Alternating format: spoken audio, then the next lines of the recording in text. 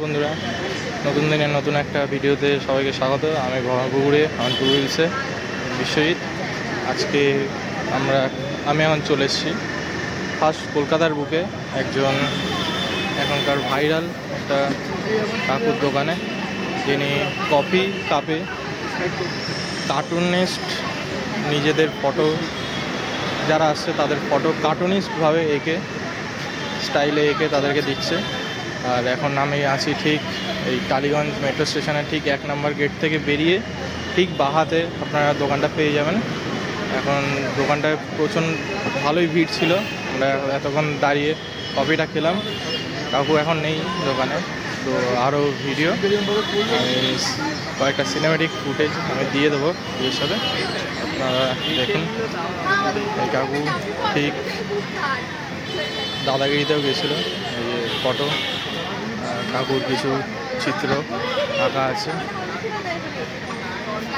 কিছু বাঙালি কোটেশন বা কিছু এগুলো আঁকা আছে।